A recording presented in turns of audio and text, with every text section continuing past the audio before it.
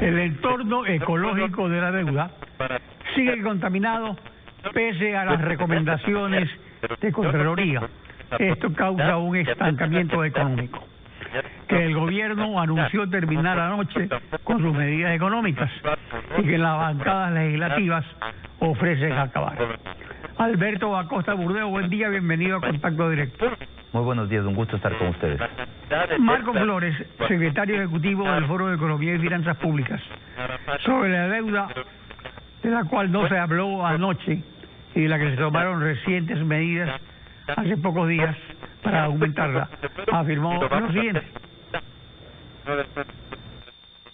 En junio del año 2010, el total de la deuda pública ecuatoriana era de 10.034 millones de dólares. Al mes de septiembre pasado, esa misma deuda pública era 64.637 millones de dólares. Se la multiplicó por 6, pero nada creció 6 veces en la economía. Este es un problema grave que tiene la economía ecuatoriana, el tamaño de la deuda. Desde junio del 2014 hasta septiembre 24, hace pocos días, el Ecuador ha colocado en bonos en los mercados internacionales 18.639 millones de dólares. De esos, 11.625 millones se han colocado en este gobierno, es decir, la mayor parte. El problema radica, y ese es un problema grave, que esto se ha usado exclusivamente o básicamente para financiar el déficit fiscal, no para promover crecimiento económico. Vale decir, estamos usando deuda para pagar deuda, para cubrir el déficit. Hay una enorme diferencia en endeudar a un país con crecimiento económico para fortalecer el crecimiento económico y endeudarlo simplemente para seguir financiando la parte de dinero que no se tiene. La prolongación y el aumento del endeudamiento para cubrir déficit fiscal, a pesar del informe de Contraloría sobre el exceso de deuda pública, fue apoyado el año pasado en una asamblea por bancadas no gobiernistas como la del PSC, Creo y BIN. ¿Puede haber equilibrio fiscal sin bajar el gasto mientras aumenta la deuda para pagar deuda? ¿La Constitución lo permite? Bueno, vemos que lamentablemente la bonanza se expandió el gasto público excesivamente. Cuando se acaba la bonanza de los commodities, caen los ingresos fiscales y nos encontramos con una estrategia equivocada de tratar de sostener el gasto vía endeudamiento. Esa estrategia la mantuvo el gobierno de Correa en sus últimos años y Lenín Moreno en los primeros años. Las medidas que se anunciaron ayer buscan dar un giro a esta estrategia, abandonar la estrategia de vivir del endeudamiento, del tarjeteo, y buscar solucionar los problemas de fondo.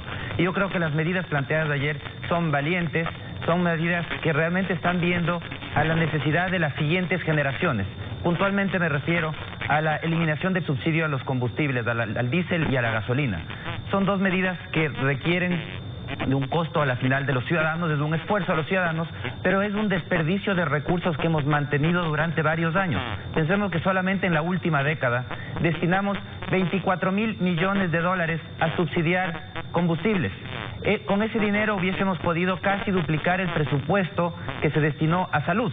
Hubiésemos podido, es el equivalente a el total del endeudamiento que hemos adquirido, el endeudamiento externo en este periodo.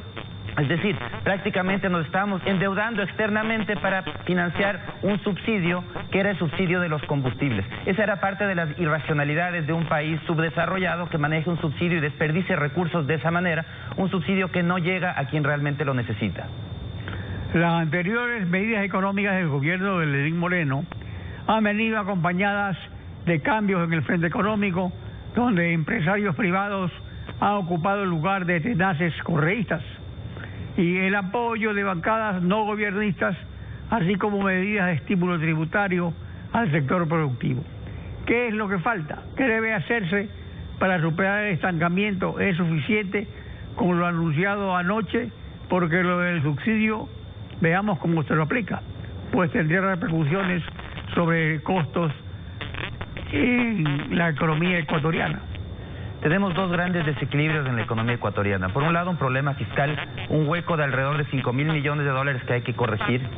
Y por otro lado, un problema de competitividad. Las medidas planteadas ayer por primera vez topan temas estructurales. Ya no se trata de solucionar el corto plazo, el día a día, cómo cierro el año, sino que hablan de cambiar distorsiones profundas de la economía ecuatoriana, y los resultados yo creo que también van a ser profundos. Por el lado fiscal se está planteando mecanismos para tener nuevos ingresos. Por el lado de corregir el subsidio, eliminar este subsidio distorsionante, se eliminó afortunadamente un incremento de impuestos, de incremento de IVA, y adicionalmente hay todo un conjunto de medidas relacionadas con más competitividad. Aquí se habla de reducción de ciertos aranceles, reducción de ICE a la tecnología, a computadores, celulares, una reforma laboral para darle más competitividad al mercado laboral. Son temas de fondo que requiere la economía para corregirse. Para que la economía vuelva a crecer, primero hay que corregir estas dos grandes distorsiones. En el corto plazo tiene un impacto recesivo, evidentemente, pero es el proceso necesario de curación de una economía enferma que debe pasar a una economía que puede crecer sostenida y de una manera acelerada. La manera de hacerlo es a través de la corrección de estos grandes desequilibrios que vivimos en la actualidad y a través de medidas que no busquen el beneficio de corto plazo, sino que vean el largo plazo. Es decir, aquí es donde podemos parafrasear la frase de Winston Churchill, cuando hablaba que el político se transforma en un estadista cuando deja de pensar en las próximas elecciones y comienza a pensar en las próximas generaciones. Eso es lo que necesita el país de este momento. Respecto al incremento de la recaudación tributaria en 1.600 millones de dólares según el acuerdo con el Fondo Monetario, no se recurriría pues a lo más fácil, que es aumentar el IVA, que cae sobre todos. Otros proponen insistir en la reducción de la masa salarial del sector público, pero aumentaría el desempleo en Quito y eso no conviene a ningún candidato. Y el presidente tampoco lo prevé, pues anuncia descontarles un día de sueldo cada mes. Anuncia también reducir subsidios a los combustibles. Eso es muy importante, pero ¿cómo? Porque el subsidio al diésel especialmente es lo que subsidia el transporte de personas y de mercaderías, y no es popular. Entonces, si se eliminan impuestos como el anticipo del impuesto a la renta, se reduce la salida de divisas a la mitad para el sector productivo y algunos aranceles, realmente aumentaría el consumo y así se estimularía el crecimiento, resultando en mayor recaudación. ¿Esta es una apuesta que usted sugeriría? Pues veo que lamentablemente en política los políticos más aplaudidos son los más irresponsables. El que más gasta, el que despilfarra el dinero es el aplaudido, y cuando llega uno a querer poner en orden es el abucheado. Eso es lamentable en la política, pero así es. Pero el proceso de corrección, corregir los problemas fiscales y corregir los problemas de competitividad son procesos necesarios. Sí, no son procesos que van a ganar votos, y aquí vamos a ver quién está por las siguientes elecciones y quién está por las siguientes generaciones. Este es el momento, es la prueba de fuego para saber realmente quién va a apoyar las medidas que ayudan al país a salir adelante de este grave desequilibrio. Tenemos que comenzar a pensar en el largo plazo. Es necesario seguir corrigiendo los problemas fiscales. Las medidas planteadas, si bien son valientes, son importantes, no son suficientes. Hay que seguir restringiendo el gasto y sobre todo priorizando un concepto desconocido a nivel del sector público, que se pensó que el Estado lo podía hacer todo. Tenemos que es dueño desde aeronáuticas hasta en telefonía, todo tipo de actividades está metido el Estado en el Ecuador. Pero las cosas que realmente le importan al ciudadano las hace mal, mediocremente. La salud no es una salud de calidad, la educación no es una educación de calidad. Necesitamos destinar más recursos a lo que realmente le importa al ciudadano, retirando recursos de actividades que no son prioritarias, reduciendo toda esa tramitología que tenemos en el Ecuador y que hace que sea tan difícil emprender y tan costoso. Todos esos cambios todavía están pendientes, si bien se plantean ciertas medidas para reducir gastos, un día de salarios del sector público, reducir las vacaciones de 30 días a 15 días en el sector público, y entre otras medidas, pero es necesario ir más allá, ir hacia una priorización en el Estado para que se dedique a hacer lo que realmente le importa al ciudadano. Esto es, necesitamos educación de calidad, salud de calidad y seguridad. También falta el ingrediente fundamental de reestructurar la deuda. Parecería que se está pensando en el siguiente gobierno y no en las próximas generaciones, porque el gobierno que asume el 2025 va a tener que pagar la deuda. ¿Se sigue pateando la solución al problema de la deuda? Yo puedo decir que esa estrategia fue la que estuvo vigente hasta antes de estas medidas. Esperemos que estas medidas lo que buscan es solucionar en algo reducir en algo esa brecha fiscal. Como digo, no es suficiente, hay que hacer más, hay que seguir cerrando esa brecha fiscal.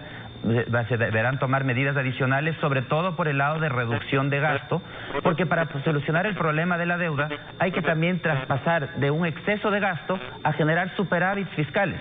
El Estado tiene que generar superávit para poder pagar todas las deudas que ha adquirido. Las deudas no son regalos, sino simplemente posponer un pago, y esos pagos comienzan a llegar aceleradamente. Entonces tenemos que prepararnos para ese escenario. Es por eso que no podemos contentarnos con lo que se ha planteado hasta ahora. Hay que seguir profundizando con medidas que prioricen el gasto, reduzcan el tamaño del Estado, lo limiten a un nivel que sea sostenible, y de esa manera podamos pagar todas las deudas que se han adquirido, porque lamentablemente la estrategia de 2013 acá fue la de patear todos los problemas vía agresivo endeudamiento, algo absolutamente insostenible.